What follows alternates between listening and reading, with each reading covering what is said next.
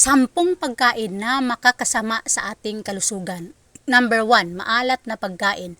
Ang asin at sodium ay kontrabida sa mga tao na may hypertension.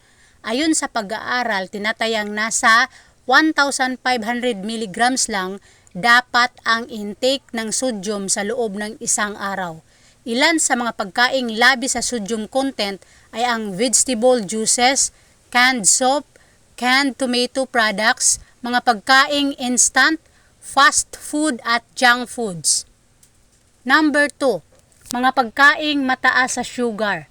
Ang sobrang paggamit ng asukal sa lutuin at sa mga pagkaing kinukonsumo ay may kaugnayan sa pagiging overweight at obese. Ang unhealthy weight naman ay may kinalaman sa pagkakaroon ng hypertension. Ang mga halimbawa ng mga ito ay artificial fruit juices, candies, at iba pang produktong nagiging starch sa dugo matapos iproseso ng katawan. Number 3, chicken skin at packaged foods. Mataas sa saturated fats na nakakatrigger ng hypertension ang mga pagkain gaya ng chicken skin, full-fat dairy, red meat at butter. Iwasan ang mga pritong pagkain hanggat maaari, lalo na ang mga parte ng ulam na matataba at mamantika. Number 4, alak. Ang abusadong pag-inom ng alak ay tiyak na nakakapagpataas ng blood pressure.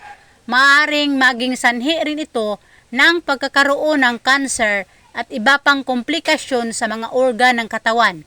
Kumukontra rin ang ganitong mga inumin sa epekto ng mga maintenance medication para sa hypertension. 5, kape. Ang mga inuming mataas sa caffeine ay maaring magpataas ng blood pressure. Ang labis na pagkonsumo sa loob ng isang araw ay nakakasama rin para sa puso at may kakayahang pababain ang libido. Number 6, candy. Ang mga candy at iba pang artificial sweets ay nagtataglay ng mataas na calories at sugar na nakakapagpataas ng blood pressure.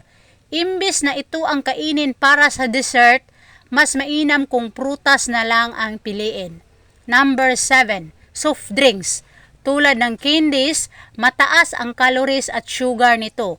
Ang isang lata ng soft drinks ay nagtataglay ng halos 9 na kutsarita ng asukal o 39 grams. Kapalit ng mga soda, pawiin ang uhaw gamit ang tubig o kaya naman ay mga natural fruit juices at shake na walang halong asukal. Number 8, pastries. Ang donuts, cakes at cookies ay may mga sugar at fat na hindi mabuti para sa blood pressure.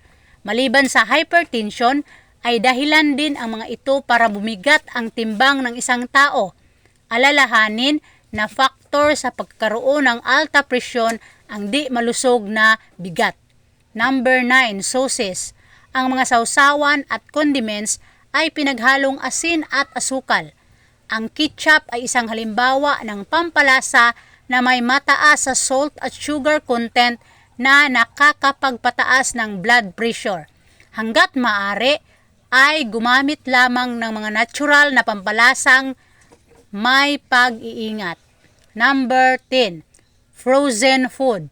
Ang mga pagkain galing sa freezer o may mahabang shelf life gaya ng pizza, chicken strips at iba pang frozen goods ay nagtataglay ng mataas na sodium.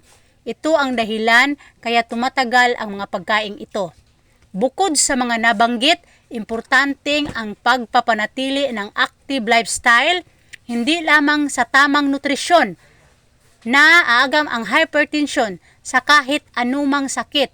Ang wastong pamumuhay ay may malaking ambag sa kabuuang kalusugan ng isang tao.